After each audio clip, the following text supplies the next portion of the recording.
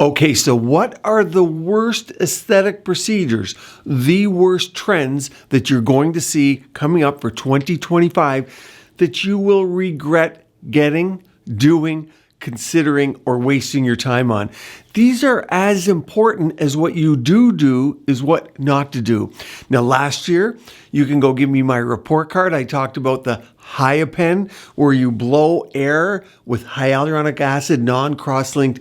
Mainly people were doing it in the lips, but other parts of the face, I said that was terrible. It would go. Thankfully, it's gone. I talked about the Fibroblast pen. Now, a lot of estheticians use it. It's unregulated. Most of them just cause burns. People were upset by that one. But it's true, and it's largely gone. You don't know how many people I've seen in my clinic scarred from getting them, and particularly, luckily, people were using those above the eye, on the eyelid and above that area, and fortunately, that area doesn't scar as much as the body where people were getting it, and on the face. Either way, Fibroblast pen, I'm glad it's gone. It's a good thing. And the third thing I talked about was thread lifts were going to decline because too many people were doing them and people unskilled were doing them. You have to be very skilled and proficient at doing a lot of thread lifts. I'm not talking permanent, I'm talking PDO, PCL, so polydioxanone, PCL, polycaprolactone, and PLLA threads. Those are threads that go in the face and then they go away. They're dissolvable, so to speak. That was last year, 2024. What am I seeing for 2025? Number one on the list we need to talk about, and it's unpopular because it's harming good injectors, is the filler scare, the overfilled faces. So there are great injectors using fillers properly, and it's harming their business, the whole narrative of dissolving faces, people being overfilled. Why is this happening? Well, there's three real reasons. Number one is the markets are being flooded by fillers. So a lot of companies are getting their fillers approved. The existing companies that have been around for a long time are feeling a lot of pressure because prices are starting to come down with more fillers on the market, more FDA approvals. So they're marketing harder, do more fillers. So it's coming from the companies. Number two is the pressure of social media. Influencers now are a $21 billion market. TV and radio, print, it's declining. Social media influencers, why go to work when you can grab a microphone and a camera and make money? But the problem here is on camera, you need exaggerated angles, lips, all those things the algorithm picks up for. So a good part of practices like mine are influencers coming in to look great because they're making millions of dollars from their own home and they're on camera. So you have to be a little overdone to be on camera. As I say this, you can comment on my face. Am I overdone? You can let me know. Don't worry. I'm in the industry. I'm used to the critique. And number three is the lack of regulation. So certain countries, especially think the UK, where they're starting to crack down. But even in the States, certain states do not police. They don't enforce the laws for who should be injecting. So people without an aesthetic eye who just want to make money are ramming fillers into faces. And we're seeing what? What's the problem for you? Premature aging, sagging faces, and stretch of skin. Now, stretch of skin is not a bad thing. It does build collagen in many ways. This is studied. However, stretch of skin with hyaluronic acid that draws in water is bad. And the reason is you get bloating, premature aging, premature sag, and that stretch of the skin, and you get an untoward angles, and it can be very long term. Now, the race to the bottom, so people looking for the lowest price, this is just the way it is. We're in an Amazon society, a whole nother discussion, but you want to buy the cheapest and you're going to go online, you're going to read some reviews as long as they're over 3.5. Heck, won't happen to you. But here's what it is. It's very expensive to run a Medi Spa, and that's where most people get their fillers, not plastic surgeons or dermatologist office. They go to the Medi Spas. That's where the masses go. Most of these places go out of business because it's a hard business to run. Machines cost $100,000, fillers cost a lot. Why not get fake product, imported product, or why not just inject silicone or PMMA, polymethyl methacrylate. Well, those are permanent, and that's what's happening here. People are getting too much filler. That's one group. But then a lot of people, the race to the bottom, they're getting fake filler or permanent filler. You can't dissolve it. It's a disaster.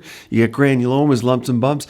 Now, I said PMMA, polymethyl methacrylate. There is an FDA approved version. In the USA, it's called Belafil. I like it. I inject it. It's good.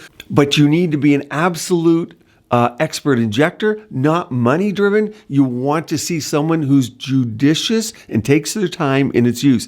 But PMMA can be had very cheap, like silicone, because it's used in dental glue, in orthopedics. So people make up their own kind of fake product. And let me tell you here, before I move on, not to keep you on this, but it's so important. When I was just in Asia at a filler factory, they're now putting QR codes and different elements that I can't talk about on their fillers, filler packaging, and on their syringes so that they can track them around the world because there's so much fake product. And a lot of it is fake permanent product, and it's disforming people. So if you're getting overfill, please do it with a dissolvable filler so at least we can take care of you. That is a trend that's happening that you gotta watch out for. Don't be driven to get so aesthetically distorted even as the prices are dropping, because they will. Beware. Number 2, disaster. Don't run into this. I'm going to talk microneedling too. Number 1, just straight microneedling without energy. And here's the problem. People are getting cheap generic devices. And yes, you can get them all over your Amazon type stores, eBay. They're all over eBay. Can you imagine? But here's the kicker. People are using solutions on the skin to microneedle in. Now, again, this is without energy. I'm talking the derma roller, the stamp. I did a whole video on, or infusion systems, or even the electric pens without energy in them. And the solutions they're using, yes, you're buying them online and they say for microneedling. Guess what? 90% of them aren't. They're not made in labs. They're not sterile. They're not meant to go into the body. And some people, worse yet, take their vitamin C at home or their retinol or their hyaluronic acid that's meant for topical use, and they microneedle it in. Disaster. And here's, just beware of this. You'll get a TikToker, an Instagrammer, and they, grab your tretinoin. Look how great I look. And they're like 22 years old. You microneedle your tretinoin in. Disaster. Please don't do it. So, microneedling there, but let's talk energy, because you know Morpheus, you know Silphium, you know Genius, you know Infinity from Lutronic. There's many, many more. Potenza. These are all needles that go into the skin with heat. RF microneedling. And you gotta understand this, and this is the disaster's facial fat loss. And it only occurs not because the devices are bad, but the users of the devices aren't using them properly. RF microneedling with energy, those aforementioned procedures, when they go in, I use these in clinic. I can adjust 3 things. I can adjust the depth of the heat, how deep it goes. I can adjust the duration, how long the heat lasts, and the amount of energy, how hot it is. By the way, 67 degrees Celsius is how I get rid of fat. So yes, you might lose your facial fat with these devices if your person doing them, your provider's not thinking. So I use a very different setting here than I do here at the downturn mouth where I want to get rid of fat, here where I want to get rid of fat, than I would above the lip where I want to keep your fat. Maybe the buccal fat area where I want to keep your fat because you don't want too hollow. Maybe have a round face and I want to get rid of this fat. I would never use that same setting where I want to get rid of fat in the forehead. I would use different depth, duration, and energy pulses. So do you see where I'm going? Please ask questions in the comments below, because many of you say, RF microneedling ruined my face. It's like a car. The car can do great things. It can drive you around. The car can do bad things if it's used for bad reasons. So it's a device. So RF microneedling, please be safe. Please go to an expert. How do you know? You say, hey, doc, your nurse, whoever's providing it, your PA. You say, first of all, that's who you should be seeing. Don't see anyone who's not in the medical field, please. And don't get one of these online. But say, how many of these have you done? And if they say 200 or more, that's pretty good. So, but you don't want to be one of the first 200. And by the way, with RF, you now have RF at home. Think the Nua Plus device that I have multiple videos on. I'll put a playlist at the end. RF microneedling. Comment below on that. Let's move on. Now, before we do go on, if you like these videos, if you're getting value, I'm giving you a lot of free information. Hopefully you love it. Subscribe and click the little bell so you're notified of all my latest videos, because I want you to have a great journey at home with your skincare routine. Number 3, we're just going to spend a second on this one, but it is thread lifts. Yes, they plummeted last year. You'll see a stabilization and a slight increase in them. Here's the warning. I'm seeing increasing permanent thread lifts again. People use polypropylene, like fish line. They are using all kinds of different things. People think permanent is good, and people just want their face jacked up for cheap. Do not do permanent thread lifts. And a note on thread lifts, if someone, if your provider, let's say, is doing them, hopefully it's not just somebody, if your provider's doing them, find out how many they do. If they're doing one a month, one every couple of months, and they want to do what we call reverse vectors, where you go in, you reverse it, and you go through the hairline, you don't want to have that done. Even if they put them in standard vectors and they're only doing 1 or 2 a month, that you have to be doing these all the time. You have to be at a perfect depth. You have to use real, sterile, good threads, because they're going to be in your face. PDO, how long do they last? Well, I think 6 to 8 months. PCL's longer, about a year to 18 months. And same with PLLA, poly-L-lactic acid, which, yes, is the same thing as Sculptra. It comes in threads. But stay away from permanent. Number 4, the jawline. And you may have seen these on all kinds of social media, where people get jawline fillers and they move their jaw and they talk, they articulate, or they chew gum, and the filler isn't moving with the bone of the jawline. It's like separate. Okay, why? Well, the problem is that either they don't know anything, the people putting in the fillers, or they're very aware that one of the most important facial arteries, the facial artery, if you bite down, you feel your masseter, that's your chewing muscle, right in front of there, on the bone level, quite predictably, is your facial artery. So if you just put the filler on the bone, yes, it can be dangerous in that one zone. So a lot of injectors know enough to stay away from that vessel, because it supplies your lower lip, your upper lip. It forms your angular artery here and goes up to even, I've injected fillers in the nasal ala and the nasal labial fold here.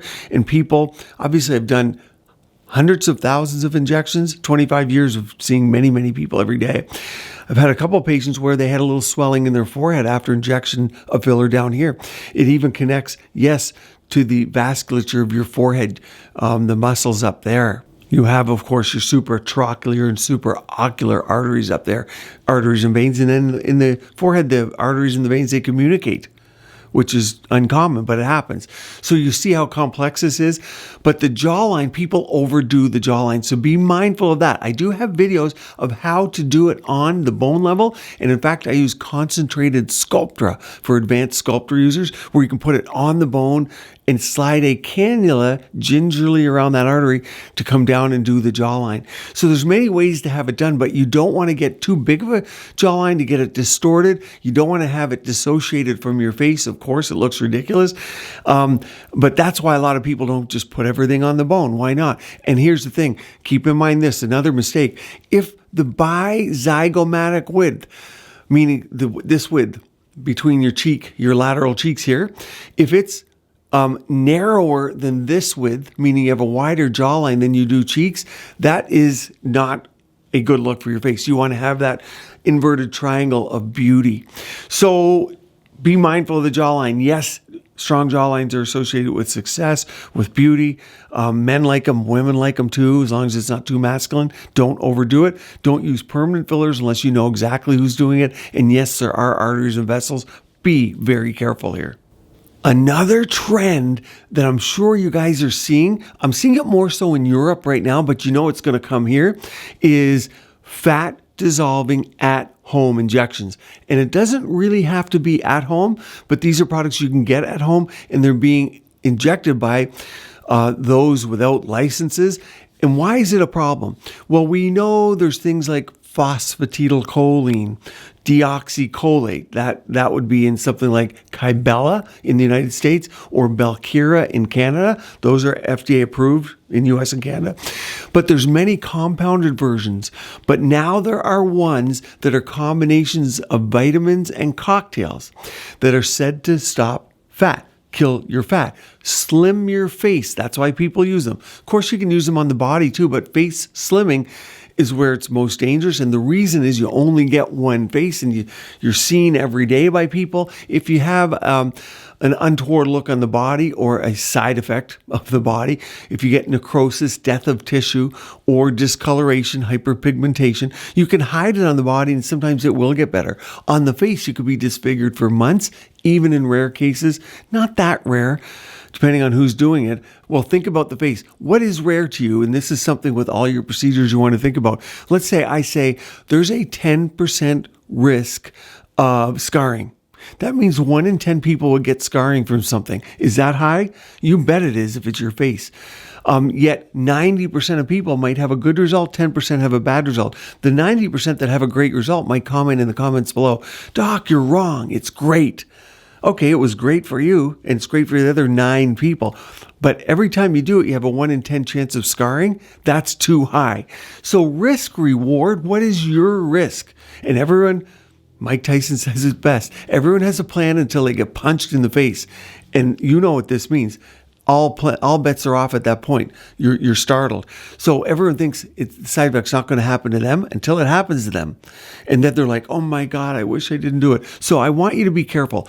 At home or in unlicensed clinic, fat dissolving injections are dangerous. And you might hear me talk about even the FDA approved ones, they can get rid of fat around the nerves, meaning that you can then get demyelination of your nerves and drooping of the face. Usually it comes back. If you go to a real medical clinic, get it done, it's 99.99999% coming back. All bets are off when you get fake product. Next is nose fillers. I'm particularly seeing more and more permanent nose fillers. And of course, Hollywood, everyone gets a rhinoplasty, a nose job, and an upper bleph. Those are 2 procedures just about all of them get. So of course, the public wants a nose job. And when you go, you can get it in a clinic in 15 minutes. It sounds good, right? Well, there are risks. You need to see an expert. But what happens is blindness and necrosis, death of tissue, is more common in the nose than in many other places because of the lack of great blood supply and the connection to the vessels that I talked about earlier that can go to the eye. And so be careful with that. But if you're getting dissolvable nose fillers, yes, we can dissolve them. But if you get blindness from it, it's a 30% chance, 20% that we can reverse it because we got to go into the back of the eye to put the dissolver most times. And then it's a crapshoot. It's not that crazy to go behind the eye, funny enough, with a cannula. Anatomically, it can be done. But does the dissolver get into the retinal artery and so on? So it's complex. But you don't want to do permanent fillers for sure, because then it's definitely a permanent problem unless you see an absolute expert and that's all they do. And who's at higher risk? Those with prior nose surgery. If you've had a prior rhinoplasty, you probably don't want another one because you know what you went through to recover. You go, oh, well, I'll just get fillers. And that puts your risk way up over someone who's never had nose surgery before. So the more work that's been done on your face, the riskier it is to get nose fillers. But those tend to be the ones who really want to get it. So that's why it happens. Now you're going to want to watch this video about all the safe things that you can do in the comfort of your own home to keep your skin and body beautiful, healthy, and vibrant.